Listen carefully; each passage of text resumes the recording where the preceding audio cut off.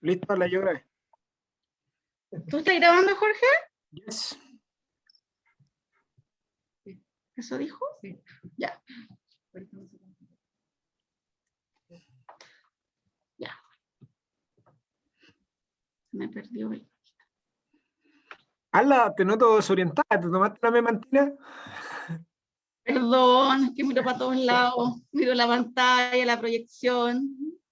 No, yo me declaro totalmente ajena al Zoom. Yo soy presencial. Ya habrá tiempo, ya habrá tiempo. ¿Por qué veo tanta gente? No quiero ver a tanta gente. Ya. Aquí vamos. Ya, chiquillos. Entonces, aquí vamos a detenernos un poquito. Ya yo creo que lo he visto con los chiquillos, que les cuesta entender un poquito este beneficio que tiene la CENAF, que es que tiene menor dilución del oxígeno administrado en comparación con el aire ambiente, ¿ya? Y aquí podemos hacer la comparación en lo que entrega una naricera convencional versus la cánula nasal de alto flujo, ¿ya? Por ejemplo, si tenemos un pacientito que está requiriente de oxígeno, que está desaturando, y lo vamos a conectar a una naricera convencional, máximo le podemos entregar hasta 5 litros por minuto, según lo que dice la bibliografía, pero en la práctica lo que hemos visto es que en realidad le otorgamos hasta 4, ¿ya? Eso asociado a que los 5 litros es mucho flujo para nivel de la nariz, no está ni calefaccionado ni humidificado ese aire y genera daño en la mucosa y en los capilares de la nariz, ¿ya? Entonces, tenemos el ejemplo que está en la bibliografía, que estamos entregando 5 litros por minuto al paciente por la naricera, ¿ya? Pero el paciente puede generar un flujo inspiratorio de 40 litros por minuto, ¿ya? Por lo tanto, dentro de esos 40 litros por minuto que genera el paciente, yo le estoy entregando solo 5 litros por minuto. Por lo tanto, para satisfacer la demanda del paciente, el paciente va a tener que como complementar para poder llegar a esos 40 con 35%, o sea, con 35 litros por minuto del aire ambiental. Por lo tanto, estos 5 litros que le estamos entregando se van a diluir y no va a ser la FiO2 que el paciente requiera, ¿ya? Por ejemplo, ahí en el gráfico de la derecha arriba, pues, se está explicando lo que les estoy contando, ¿ya? El paciente genera este flujo inspiratorio de 35 litros por minuto, es lo que él requiere para satisfacer su demanda, pero finalmente le estamos entregando solo estos 5 litros a través de la naricera, por lo tanto, complementa con aire ambiental y esto se diluye. Por lo tanto, la FiO2 que le estoy entregando al paciente no va a ser la resultante finalmente. En comparación versus con la cánula nasal de alto flujo, yo puedo entregar el 100% de lo que el paciente requiera. Si el paciente requiere estos 35 litros por minuto, al generar esta inspiración, estar inspirado, yo le puedo otorgar esos 35 litros y con una FiO2 exacta. Por lo tanto, la que yo le estoy administrando va a ser igual a la resultante, ¿ya? Esa es como la gran diferencia que tenemos en comparación con la administración de oxígeno convencional. ¿Se entiende? Preguntar acá al público. ¿Se entendió por acá? Y acá me dicen que sí. Profe, una consulta. Dígame. ¿Podría hablar un poquitín más fuerte? Más fuerte. ¿Cómo voy a acercar más?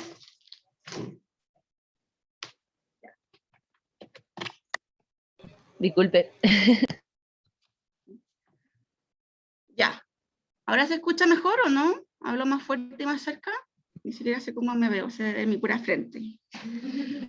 Ya. Otro beneficio que tenemos de uso de la CENAF es la disminución del espacio muerto, ¿ya? Y barrido del CO2, ¿ya? ¿Cómo explicamos esto? Es que tenemos la CENAF que está directa sobre la nasofaringe, ¿ya? Y tenemos un efecto de lavado. Aquí también los chiquillos, como no lo hemos estudiado, que les costaba entender esto porque creían que servía para barrer el CO2 como asociado a un BNI, pero la verdad es que no es que barra el CO2, sino que finalmente lo que disminuye es la reinhalación del CO2, ¿ya? En el fondo, uno al expirar, estamos expirando aire bajo en O2 y alto en CO2, y uno al inspirar, podemos inspirar como 1/3 del aire exhalado. Entonces, al tener la CENAF, que nos está entregando un alto flujo y una CO2 conocida y estable, yo estoy disminuyendo esa reinhalación de mi flujo expiratorio. Por lo tanto, disminuyo y barro ese CO2 que tengo en mi expiración, ¿ya? Otra, tenemos que generamos presión positiva en la vía aérea, ¿ya? Que es similar como a un CPAP, ¿ya? Entonces, este paso de flujo positivo a través de la vía aérea podría también generar una presión positiva que se transmita a la vía aérea inferior. Y de esta forma vamos a mejorar la capacidad residual funcional de nuestros pacientes, ¿ya? Como ya saben, estamos entregando un alto flujo, por lo tanto, vamos a poder aumentar los volúmenes circulantes del paciente. Por lo tanto, aumentamos tanto el volumen inspiratorios como expiratorio, y la consecuencia de este va a ser que vamos a reducir la frecuencia respiratoria, por lo tanto, el trabajo respiratorio, la disnea y el apremio del paciente. Y finalmente, como estamos entregando un aire que está calefaccionado, que está humidificado por nuestra base calefactora, vamos a evitar que la vía aérea se nos seque finalmente ya. Por lo tanto, estos cilios van a poder transportar y hacer un buen barreo de secreciones, ¿ya? Eso. Acá, por ejemplo, tenemos un estudio que nos muestra cómo varía la frecuencia respiratoria comparando el uso de una mascarilla de oxígeno de uso convencional con una CENAF, ¿ya? Cómo baja significativamente la frecuencia respiratoria. Esto lo podemos ver porque disminuye el trabajo respiratorio, aumentamos los volúmenes pulmonares, como les comenté recién, y tiene harta evidencia. Acá podemos comparar en el fondo, aprovechando de lo que les comenté, que entrega presión positiva, que es similar a un CPAP, ¿ya? ¿Cuáles serían como las ventajas del uso de la CENAF versus de un BNI? ¿Ya? Principalmente es muy cómodo para el paciente, ¿ya? Si bien el BNI tenemos diferentes interfaces, al menos acá en el hospital solo manejamos la full face, ¿ya? Que es cara completa. Por lo tanto, si lo comparamos con la CENAF, que es solo de uso nasal, ya genera mucho menos claustrofobia en el paciente y es mucho más cómodo.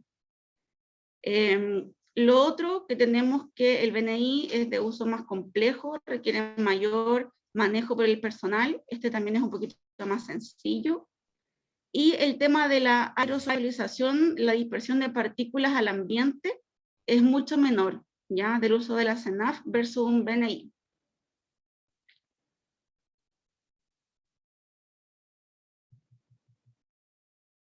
Y eso, en el fondo lo que también en cuanto a recursos, para poder determinar o disminuir el uso de la aerosolización al ambiente, el tema del contagio del COVID, está demostrado que la CENAF basta con poner una mascarilla quirúrgica o una N95 sobre el paciente, versus que para el paciente que lo tenemos conectado a un ventilador no invasivo, vamos a requerir de filtros antibacterianos. Por lo tanto, también aumenta harto el gasto. Acá tenemos un estudio también, un poquito de apoyo bibliográfico, que nos habla de acerca del control de la dispersión de partículas, ya asociado en el uso de la cánula nasal de alto flujo. Y en el fondo, acá les voy a mostrar, ya cómo se ha demostrado que el uso de la mascarilla evita esta dispersión y aerosolización al medio ambiente, ¿ya? Que finalmente es el riesgo para el personal de salud o los pacientes dentro de la misma sala del contagio, ¿ya? El primero, estamos hablando del uso de un BNI, ¿ya? Con a un flujo de 40 litros por minuto, con el uso de la mascarilla sobre este, versus sin mascarilla, ¿ya? Se puede ver en el color cómo es la dispersión de partículas al ambiente. Luego hablamos de una mascarilla más convencional de 6 litros, cuál es la dispersión, y finalmente un paciente que esté sin terapia, cuál es la aerosolización al ambiente. ¿Ya? Acá podemos ver un esquema de la Xochitl acerca de la dispersión de partículas del método que estamos administrando oxígeno y la distancia que alcanza la dispersión de estas partículas, ¿ya? Si tenemos un oxígeno vía naricera, la naricera convencional, podemos alcanzar desde 60 centímetros hasta 1 metro, ¿ya? Versus, por ejemplo, que la CENAF, si la tenemos programada a 60 litros, la dispersión va a ser de 7 centímetros, si está mal posicionada, tiene demasiada fuga, alcanza los 60. Y otro que me interesa a mí de altos mostrales es la nebulización, ¿ya? Y la tos. Porque ha sido bien controversial el uso de la nebulización hoy en día a nivel hospitalario, debido a la aerolización de partículas en estos pacientes, porque se habla de que genera mucho aerosol y dispersión, y son 80 centímetros según los estudios, ¿ya? Entonces estaría como similar a lo que genera administrar el oxígeno a un paciente con naricera. Así que en su momento uno puede requerir de nebulización. La idea es que ustedes tengan el conocimiento y el fundamento de que sí lo podemos utilizar, ya que no me vaya a generar mayor riesgo del que ya tiene el paciente al administrar el oxígeno por un método convencional. Lo mismo con la tos, ¿ya? A todos los pacientes le hacemos quimio respiratoria, lo hacemos toser, expectorar, y la distancia que genera la tos son 70 centímetros, que es lo mismo que administrarle oxígeno, la nebulización no marca la diferencia. Acá vamos a ver cuáles son las indicaciones de la CENAF. En el fondo, cuando ustedes tienen a su paciente, lo están viendo, está desaturando, o lo tienen con una naricera o con una Venturi, ¿ya? O está con una insuficiencia respiratoria, en el fondo, cuando tenemos que tomar la decisión y conectarlo a la CENAF, ¿ya? Principalmente para revertir hipoxemias, ¿ya? Pacientes con hipoxemia que tengan sin hipercapnia y que estén con una FiO2 mayor o igual al 40%, ¿ya? Asumimos que vamos a tener un pacientito que está con altos requerimientos de oxígeno. Está cursando con insuficiencia respiratoria hipoxémica leve o moderada, ¿ya? Ha ido en progresión o necesidad de aumentar el oxígeno, y también lo podemos ocupar como profilaxis en pacientes post-extubados, ¿ya? Pacientes con SAUS. Me imagino que Jorge le ha hablado harto de SAUS porque sé que le gusta, ¿ya? Inflamación de la vía aérea, y también podemos ocuparlo en fallas cardíacas. Lo que está contraindicado cuando no vamos a ocuparla, cuando tenemos una falla respiratoria hipercápnica, ¿ya? Aunque hoy en día igual hay algunos estudios que han demostrado efectos positivos, pero no está bien estudiado, y pacientes retenedores de CO2. Que acuérdense que no barre el CO2, solo lo que hace es disminuir la reinhalación de nuestro CO2 exhalado. Y nos vamos ahora al equipo, ¿ya? Como bien les comentó Enante Ignacio, ¿qué es lo que tenemos que programar en este equipo? Tenemos 3 aspectos: la temperatura, el flujo y la FiO2, ¿ya? Para poder instalar esta CENAF, necesitamos llevar a nuestro pacientito a una posición de semi-Fowler, ¿ya? O que esté sedente en cama, pero nunca acostado, nunca en supino. Ya tenemos que optimizar la taja mecánica a nivel de respiratorio. Y como les comenté, la temperatura va desde los 31 a los 37 grados.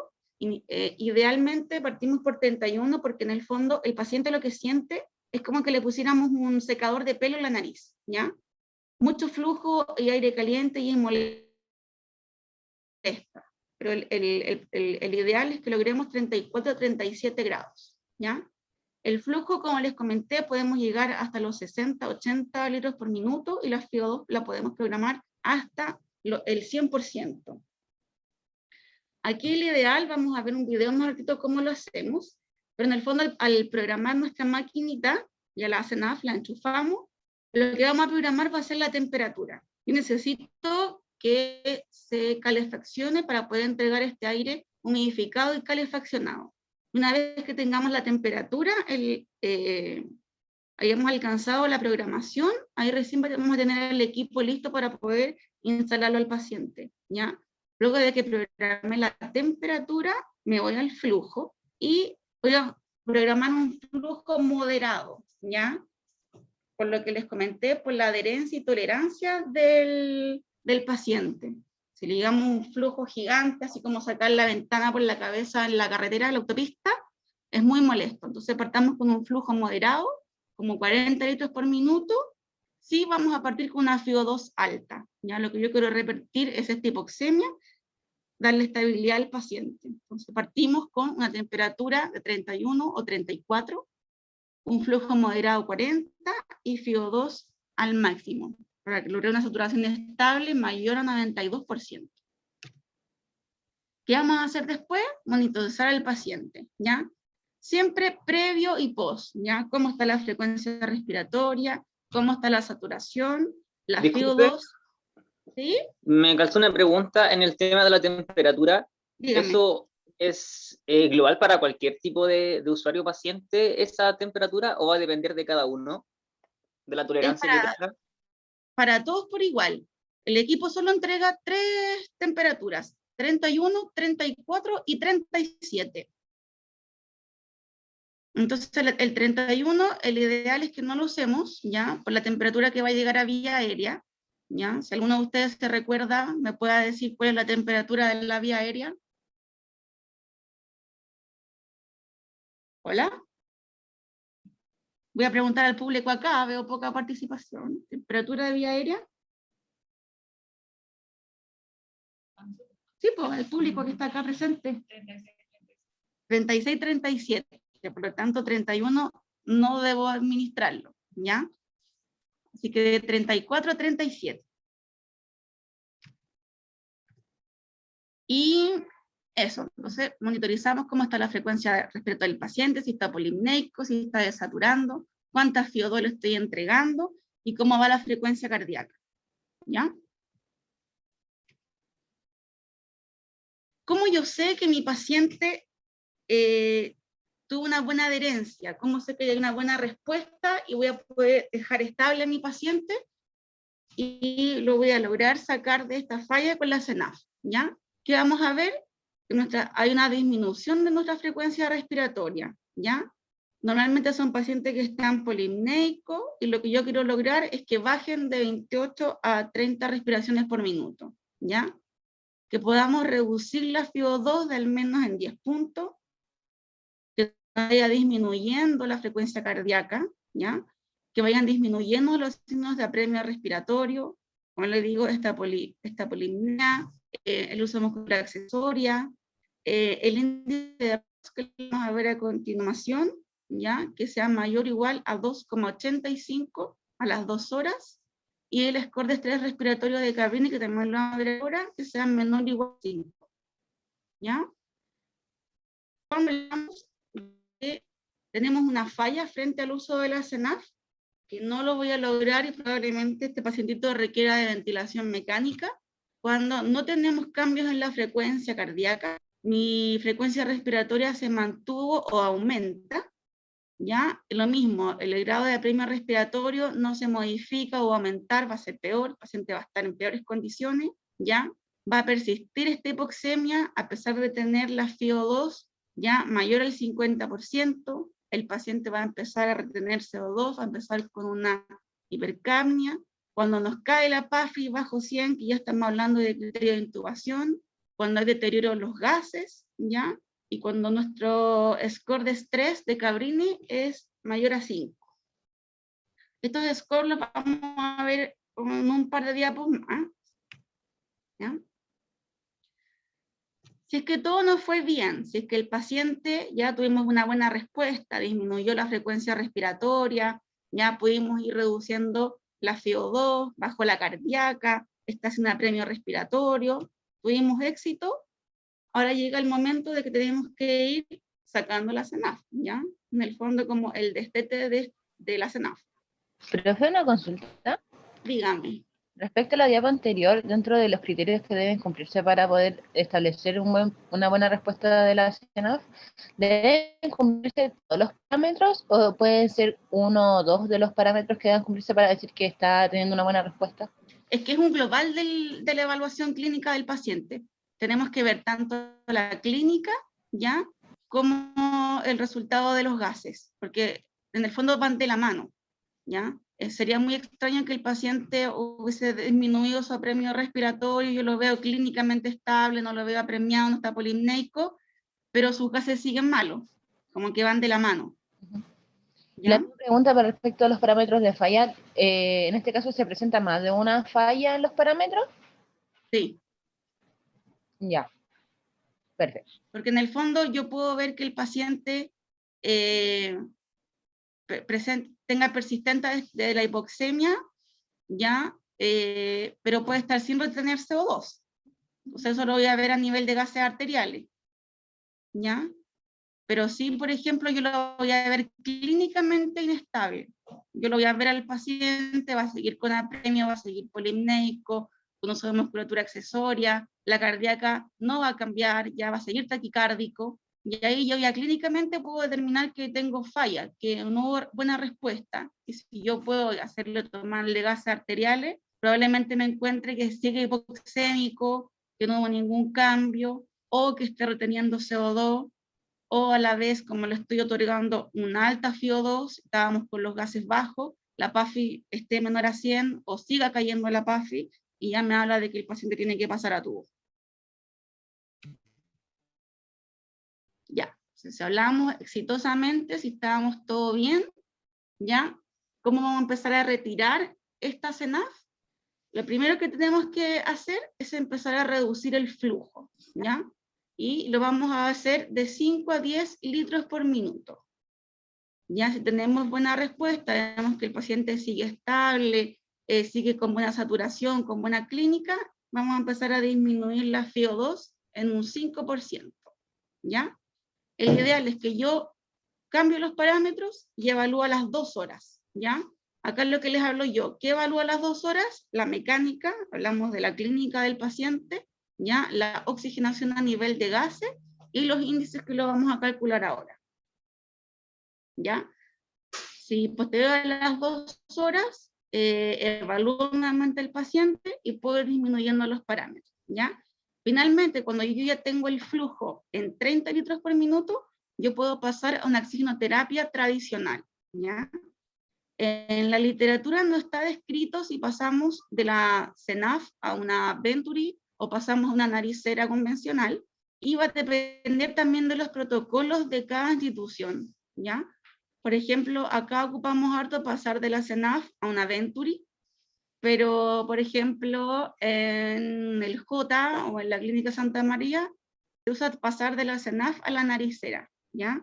Yo creo que va a depender del clínico que está a cargo del paciente y de qué criterios va a utilizar. De repente acá ven muy bien al paciente y estamos con flujos de 45 y lo pasan a la Venturi, ya que con la Venturi podemos administrar hasta 55 de FiO2, ¿ya? Yo prefiero en el fondo mantenerlo estable con la CENAF hasta llegar a bajos parámetros, baja FiO2, bajo flujo, y pasarlo a la naricera, ¿ya? Eso es como algo personal.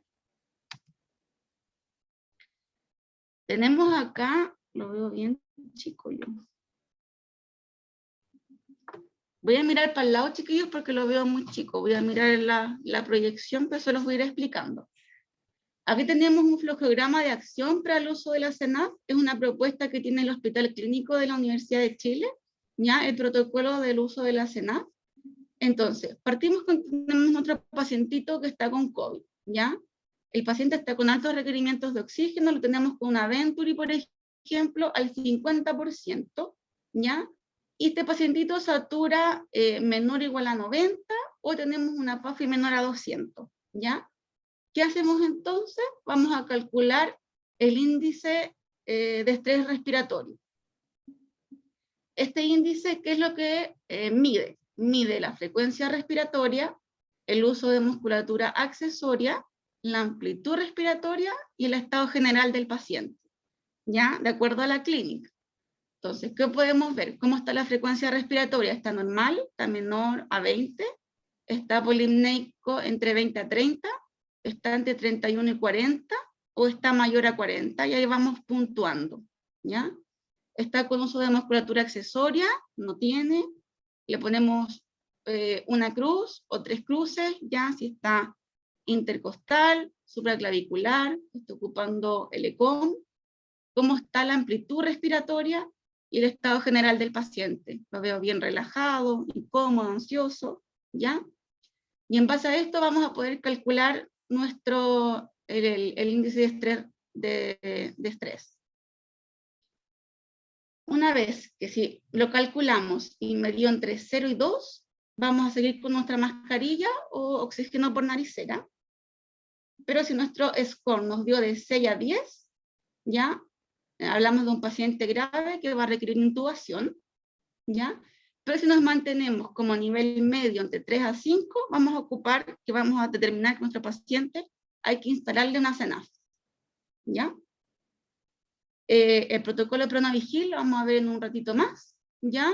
Entonces instalamos esta CENAF y como les comenté antes, ¿mejoró o no mejoró? ¿Cómo vemos nuestros parámetros de falla o buena respuesta? Vamos a evaluar a las 2 horas al paciente, ¿ya? Y volvemos a aplicar nuestro índice, ¿ya? Y aquí vamos a aplicar el índice de ROX, que en el fondo es la SAFI, ¿ya? Es lo mismo que la PAFI, pero en vez de gases arteriales nos guiamos por la saturación partido por la FiO2, partido por la frecuencia respiratoria. Y si este índice de ROX nos dio mayor a 2,85, que se los mencioné, tenemos que mantener a nuestro pacientito y a las 6 horas volver a evaluar, ¿ya? Si a las 2 horas mi índice me dio menor a este valor, menor a estos 2,8, hablamos de una falla a la CENAF y este pacientito debiese ser candidato a UPC, a intubación y ventilación mecánica, ¿ya? Luego, si tuvimos éxito, aumentó el índice de ROX a las 2 horas, a las 6 horas lo volvemos a evaluar, luego se vuelve a evaluar a las 6 horas, y si este índice ha aumentado, si está mayor a 4,88, vamos a ir ajustando la CENAF recién, ¿ya? Vamos a ir disminuyendo el flujo y el oxígeno, ¿ya? La FiO2. Acá como en el fondo fue el uso de la CENAF asociado a los pacientes con COVID, era un poco un tema desconocido, se ocupaba harto la CENAF en pacientes pediátricos, y la CENAF como en UPC, pero se ocupaba poco. El año pasado como que salió el boom de esto. En el fondo ya tenemos mucho mejor manejo, y esta guía salió el año pasado, y lo que hoy recomiendan los broncopulmonares es que en el fondo una vez que instalemos la CENAF, vayamos monitorizando y modifiquemos lo menor posible. Ya una vez que yo evalúe las 2 horas y veo que tuvo una respuesta, mantengo los parámetros y ojalá no modificarlos a las 12 y ya el ideal a las 24 horas recién, ¿ya? El paciente tiene una mejora cuando tenemos una buena respuesta inmediata, lo vamos a ver en el video, es de 1 minuto el paciente revierte todo, ¿ya? Es como maravilloso. Pero normalmente de repente nos guiamos solo por la clínica, pero hay que también darle tiempo a que revierta esta hipoxemia, ¿ya? Si bien los casos también revierten rápido, a la media hora, hay que determinar de que no vuelva a esta hipoxemia, ¿ya? Entonces, este uso de mantener los parámetros en 12, 24 horas, lo que ha disminuido ha sido la reinserción del uso de la CENAF. Entonces acá, como ya les comenté, nuestra fórmula ya del índice de ROX, que es la SAFI partido por la frecuencia respiratoria, y que nos habla de que si está mayor a 4,88, tenemos una alta probabilidad de éxito.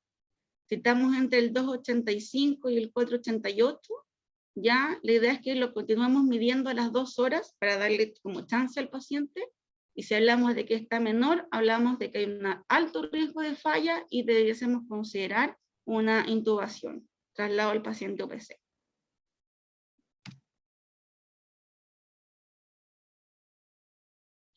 Ya hablamos del uso de la CENAF, los beneficios, ya cuándo utilizarla, cuándo no. cómo la tenemos que instalar, cómo la tenemos que programar, y era de la mano de esto y de la posición prona. ¿Ya? ¿Qué pasa con el prono? ¿Ya? Aquí desconozco si es que han tenido acercamiento, le puedo preguntar a Paula si el año pasado les pasaron algo del prono. Muy superficial. Ya. Es también junto con el uso de la CENAF en el paciente COVID, antes se ocupaba como, aquí tenemos la experta también, nuestra colega Lili, que es de UPC, ya lo ocupaban harto en UPC, ¿verdad? Como estrategia de rescate en pacientes ya con grave severo, con riesgo vital, y hoy en día lo estamos ocupando harto en pacientes vigil, ¿ya? Le llamamos protocolo prono-vigil, ¿ya?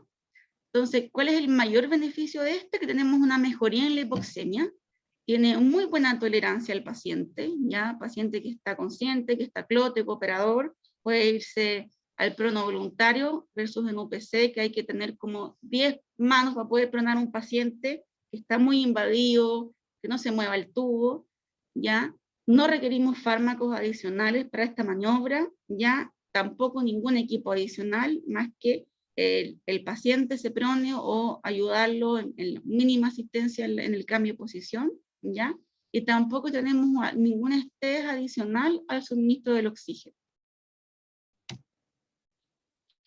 Y aquí yo creo que tenemos que tener un poquito más de detención en explicarles cuál es el beneficio del prono, ¿ya? ¿Qué pasa en esta posición? Ahí, si pueden ver la imagen, tenemos, asumamos que es como un corte axial, ¿ya? De tórax, un paciente en supino versus en prono, ¿ya? Y ver cómo están los campos pulmonares, cómo están en distribución en cuanto a la ventilación y a la perfusión, ¿ya? Entonces, cuando hablamos de una posición que estamos en supino, ya normalmente pacientes hospitalizados están todos en supino, ¿ya? ¿Cómo está el predominio de esto? ¿Ya? En la zona dorsal del pulmón, si podemos ver la imagen de la izquierda, ya vamos a tener zonas que están perfundidas, ¿ya? Pero que no están ventiladas, ¿ya? Si yo hago cambio de esta posición, ¿ya? Si yo llevo al paciente al prono, tenemos dos mecanismos importantes que me ayudan a cambiar esta situación, ¿ya? Principalmente que vamos a disminuir o vamos a quitar el peso del mediastino sobre los pulmones y vamos a disminuir también las presiones pleurales, ¿ya? Y al cambiar esta posición, ya mi zona que estaba bien perfundida, ya va a quedar, no puedo como mostrar con el dedo, pero en el cursor, acá, no, aquí, ya, este pulmón o mi zona dorsal que tenía no ventilada, pero sí bien perfundida, ya, la cambiamos de posición, vamos a quitar el peso, ya, que tenemos del mediastino del corazón sobre el campo pulmonar dorsal, ya, por lo tanto, toda esta zona, ya, aumentamos en el fondo la ventilación del pulmón, ¿ya? Y vamos a invertir esta, la zona dorsal que teníamos mayor perfusión, en el fondo vamos a estar disminuyendo lo que la perfusión, pero sí vamos a estar aumentando la ventilación. Y este es el gran beneficio de la posición prona y por qué podemos revertir esta hipoxemia y el paciente se siente totalmente aliviado, mejora la saturación, mejora la disnea, mejora el apremio respiratorio.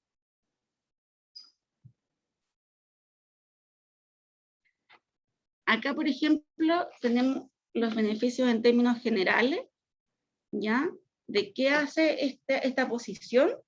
Ya lo que les comenté, que disminuye el gradiente gravitacional de la presión pleural, ¿ya? También tenemos cambios en la motilidad del diafragma, tenemos principalmente que quitamos este efecto del peso y el tamaño del corazón sobre el pulmón, ¿ya?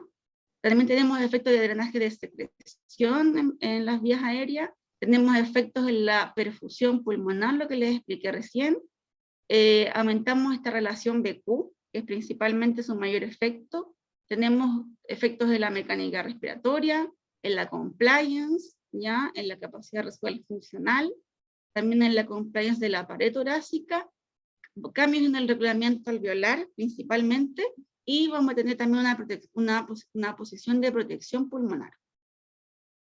¿Ya?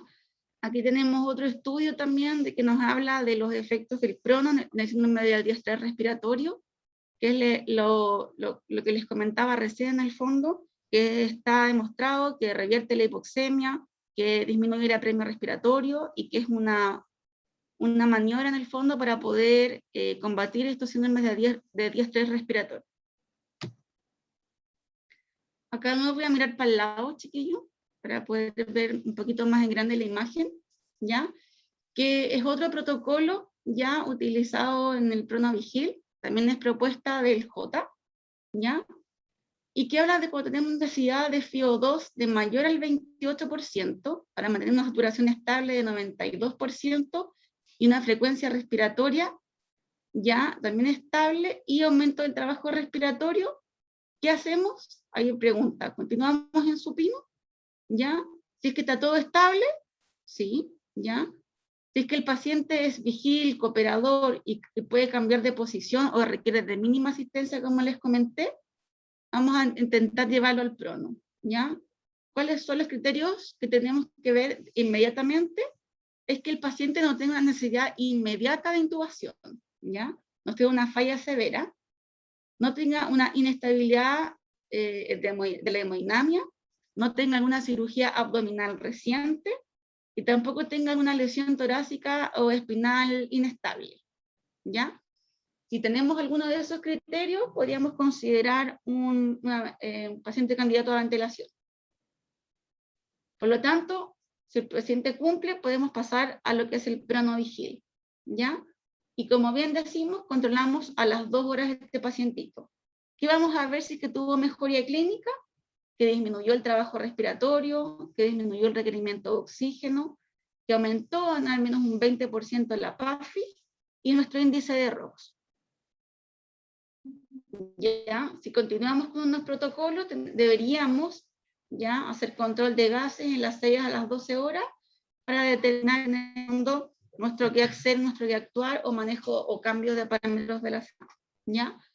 Si ahora tenemos una estabilidad clínica, podemos mantener los parámetros y ver en el fondo cómo están los gases. ¿Ya? Lo mismo vamos a siempre recontrolar a la 1 o a las 2 horas posteriores.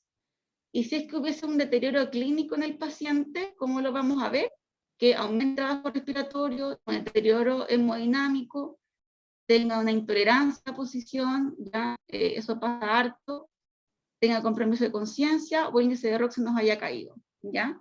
El tema de la mala tolerancia a la posición, acá nos apoyamos harto sobre todo del equipo multidisciplinario que tenemos, de los terapeutas ocupacionales, que ocupamos harto en el tema de uñas, el tema de cojines, protección sobre todo en zonas de los hombres, distribución de zonas de apoyo, prevención de UPP. Acá tenemos como 2 posiciones, hay que pensar siempre en el confort del paciente, que tenemos como 2 posiciones típicas, ¿ya? Una que es como la del esgrimista, los que se acuerdan del neuroinfantil, ¿ya? Que en el fondo es una rotación de la cabeza, y el hemicuerpo ipsilateral hace la rotación, vamos a tener el codo y rodilla en flexión, y el otro es estar en prono, y podemos estar ambos extremidades superiores sobre el cojín, y completamente pronado. ¿Ya? Aquí tenemos como recomendaciones que salieron como a nivel mundial del cambio de posición, de las pronaciones. Acá les puedo mostrar un reloj que hicimos acá en el hospital para poder tolerar el protocolo a PronoVigil. Ya hay que ver que pacientes normalmente no están acostumbrados a esta posición, entonces los tenemos de cúbito lateral, le ponemos boca abajo, que sea un lenguaje amigable con los pacientes, y les vamos a ir poniendo como cambio de horario. ¿Ya? Lo que sí vamos a evitar siempre, la posición supina, ¿ya? Y que esté bien sentadito o en forward para poder almorzar. tenemos un poquito más de evidencia en cuanto a que tenemos los predictores de éxito ya del uso de la CENAF en el fallo, y hablamos de la clínica y el índice de ROX que le pudimos ver recientemente. Acá, chiquillos, les voy a mostrar un video. Eso sí, a pesar de que la clase esté grabada, les pido que ustedes no graben estos videos, ya que están autorizados por el paciente, ¿ya? Pero solo con fines docentes y no para divulgación. Voy a ir contando. Paula, ayuda. Y les dejo esta para ustedes.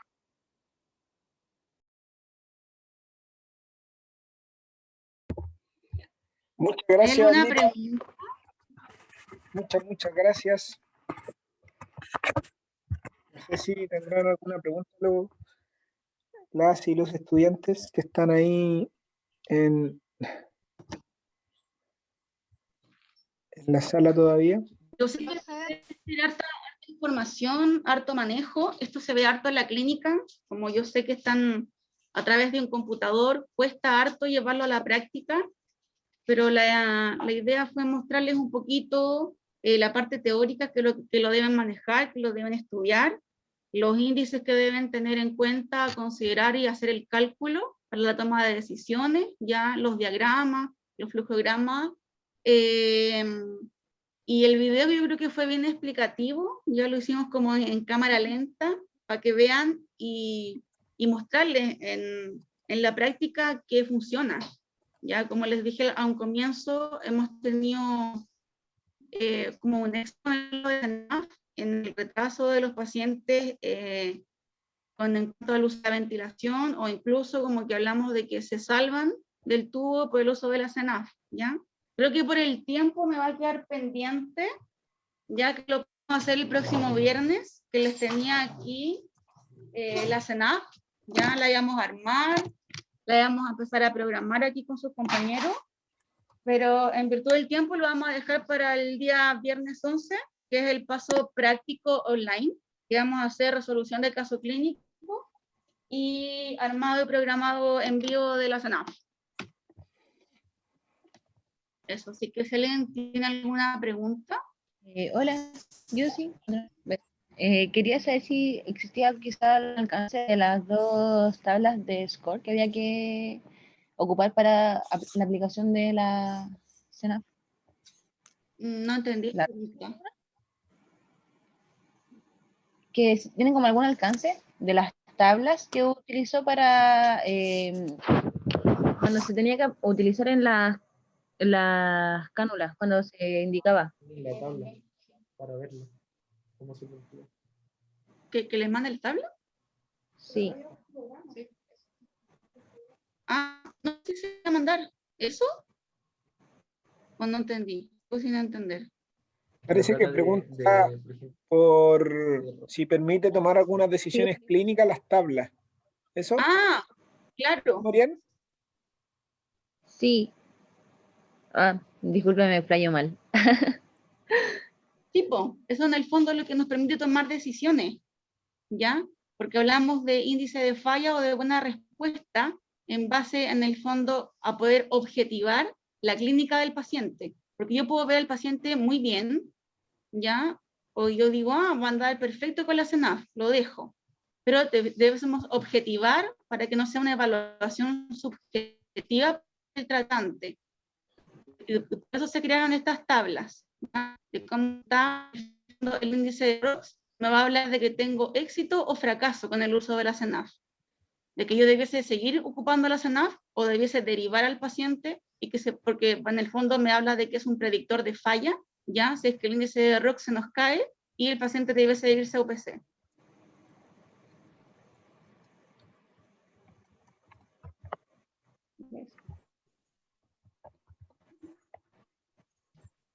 Ya. ¿Una otra pregunta, chiquillos? Profe, yo tengo una duda. O sea, más que nada en el uso de la CENAF, en este caso el paciente tiene que siempre ser un respirador nasal durante el proceso que está en el CENAF. Sí. Ah, Eso igual se ha hecho bien complejo porque nos toca que tenemos hartos pacientes respiradores bucales y en el fondo mientras está en vigil, si el paciente está clote, él conscientemente puede concientizar su respiración y puede lograr una respiración nasal y se mantienen súper estables durante el día. ¿Ya? El problema viene cuando los pacientes se quedan dormidos y empiezan a hacer respiraciones bucales, empiezan a desaturar, a complicarse, nos empiezan a llamar. Entonces, sí, ha sido un poquito controversial, pero se ocupa de igual manera con los pacientes respiradores bucales. Hay que tener mayor supervisión y control durante la noche, o como ir a despertarlo y que vuelva a respirar por la nariz, que tome conciencia. Pero durante el día andan bien, mientras estén despiertos.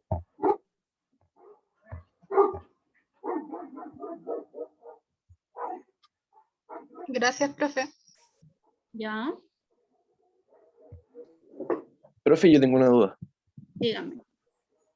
Que en el caso de la SINAF, ¿cuándo como el oxígeno como que empieza a hacer daño? Como puede generar alguna alteración funcional o estructural, es igual que en otros como dispositivos de suministro de oxígeno. ¿Como hablamos de daño estructural o hablamos de daño como toxicidad? No lo entendí. O sea, sí, un poco a eso me quería referir, como a la toxicidad también, o al, no sé, o al posible volutrauma o barotrauma por no sé, por hiperoxigenación o no sé. Ya. Aquí, como en el fondo, A eso me quería referir. no es ventilación mecánica invasiva, ya no podemos hablar ni de volutrauma ni de barotrauma, porque no estamos administrando ni volumen, o sea, no estamos manejando al paciente ni con volúmenes ni con presiones. Estamos trabajando con flujo y con FIO2.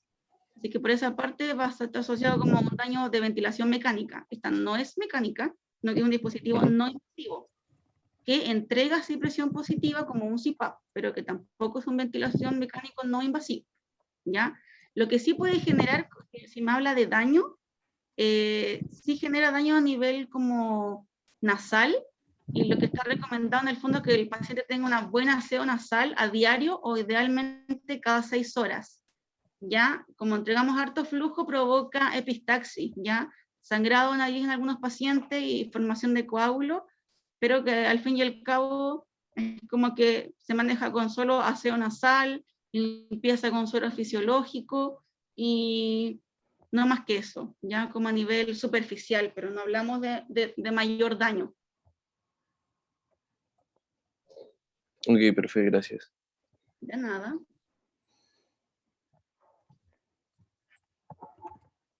Ya, chiquillos, para ir cerrando, ¿alguna otra duda?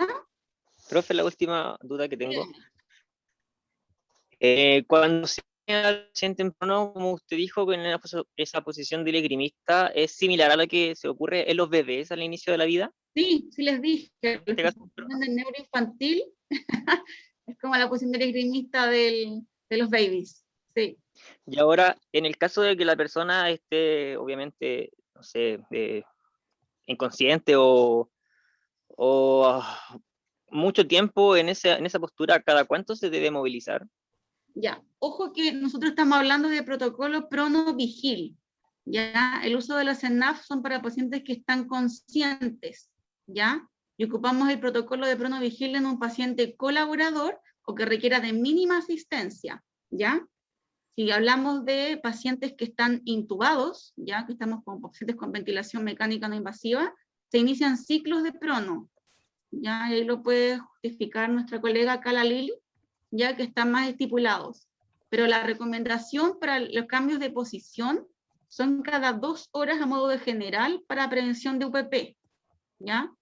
Como eso, si me devuelvo acá, como estos relojes posicionales que hemos inventado acá en el hospital, son cada 2 horas, ¿ya? Porque en el fondo esa está la recomendación y está estudiado que previene la formación del UPP, o las LPP llamadas ahora, ya las lesiones por presión. Entonces, que esté boca abajo, ya, o que esté en prono, que se ponga de cúbito lateral derecho, que vuelva a estar en prono, de cúbito lateral izquierdo, vuelva al prono, ¿ya? es una posición que a la mayoría de los pacientes no les acomoda, ya lo encuentran que es bastante incómodo, hay que pensar que son pacientes adultos mayores, con sobrepeso, obeso, ya, hombres que les incomoda la genital, entonces tenemos que poner bastantes aditamentos que nos apoyamos de los terapeutas ocupacionales para poder hacer redistribución de la descarga de peso, evitar estas LPP y darle máximo confort al paciente. Y en el fondo, si el paciente está totalmente clote, si es un paciente joven que está lúcido, cooperador, se prona sin asistencia, le pedimos que aguante, ¿ya? Aguante el mayor tiempo posible. ¿Ya? Recordar que también las comidas acá en el hospital son, no sé, como 4 comidas diarias, entonces toman desayuno a las 8, después almuerzan a las 12, entonces más de 4 horas no van a estar en prono. Ya, gracias. ¿Ya? Jorge, por ahí se nos fue. Jorge, ¿estamos? Ok, yo creo que sí. Si nadie más tiene alguna preguntita que hacer, yo creo que estamos listos. Muchas gracias, Asla, y también allá a los chiquillos, a tu interno, al Nachito y a la Paula. Nada, pues, y nos vemos no este viernes, de este viernes al otro, el viernes de la próxima semana, a las 4 me parece, para continuar, ¿cierto? En este caso con el análisis del caso clínico. Espero que hayan aprendido harto a todos las y los estudiantes que están acá. Y nada, pues nos vemos, a almorzar ahora. Ya.